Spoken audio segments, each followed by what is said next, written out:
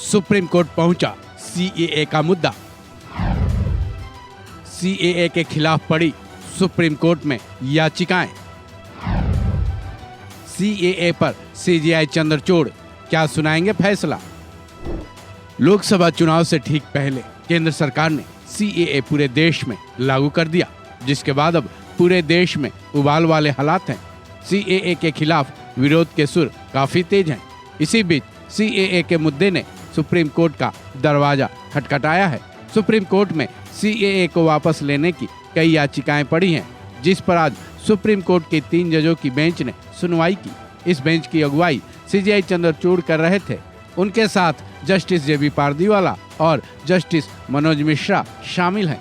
वहीं याचिकाकर्ताओं की तरफ से कपिल सिब्बल ने सीजेआई की बेंच के सामने दलीलें पेश की और केंद्र सरकार की तरफ से सॉलिसिटर जनरल तुषार मेहता ने अपनी तरफ से दलीलें दी।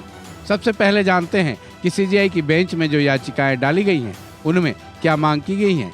सीएए के खिलाफ पड़ी याचिका में मांग की गई है कि सीएए के नियम साफ तौर पर मनमानेपूर्ण हैं और केवल उनकी धार्मिक पहचान के आधार पर व्यक्तियों के एक वर्ग के पक्ष में अनुचित लाभ पैदा करते हैं। ये भारतीय संविधान के अनुच्छेद 14 और 15 के तहत अनुमति योग्य नहीं है। वहीं सीएए के खिलाफ पड़ी याचिकाओं के याचिकाकर्ताओं के वकील कपिल सिब्बल ने सीजेआई की बेंच के सामने दलील दी कि सीएए 2019 में पारित किया गया था। उस वक्त कोई रूल नहीं था, इसलिए कोई रोक नहीं दी गई। लेकिन अब केंद्र सरकार ने लोकसभा चुनाव के ठीक पहले इन रूल्स को नोटिफाई कर दिया है।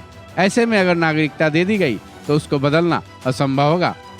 फिर सिब्बल ने सीजेआई की बेंच के सामने गुजारिश की कि सीएए की अंतरिम आवेदन पर सुनवाई की जाए। कपिल सिब्बल की दलील से सीजेआई की बेंच सहमत दिखी, जिसके बाद सीजेआई की बेंच इन याचिकाओं पर 19 मार्च को सुनवाई के लिए सहमत हो गई है। हालांकि केंद्र सरकार के तरफ से दलील पेश करने पहुंचे सॉलिसिटर जनरल तुषार मेहता ने अपनी दलील में कहा कि किसी भी याचिकाकर्ता को नागरिकता देने पर सवाल उठाने का कोई अधिकार नहीं है। मेहता की इस दलील पर सीजेआई की बेंच ने कहा कि सुप्रीम कोर्ट सीएए पर रोक लगाने की मांग वाले सभी आवेदनों को 19 मार्च को सुनवाई के लिए लिस्टेड करेगा।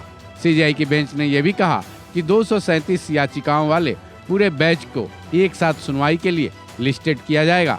बता दें कि 11 मार्च को केंद्र सरकार ने जब पूरे देश में सीएए लागू किया था, उसके एक दिन बाद 12 मार्च को केरल की राजनीतिक पार्टी इंडियन यूनियन मुस्लिम लीग सीएए के खिलाफ सुप्रीम कोर्ट का दरवाजा खटखटाने पहुंचा था। उसके बाद सुप्रीम कोर्ट में अब तक 237 आवेदन सीएए के खिलाफ पड़ चुके हैं। बहरहाल अब सीजेआई चंद्रचूड़ की बेंच 19 मार्च को इन सभी याचिकाओं पर एक साथ सुनवाई करेगी, जिसमें यह देखना अहम होगा कि सुप्रीम कोर्ट के दरवाजे से सीएए को लेकर क्या फैसला निकलकर बाहर आता है। इस खबर में बस इतना ही। बाकी अपडेट्स के लिए जुड़े रहें वन इंडिया हिंदी के साथ।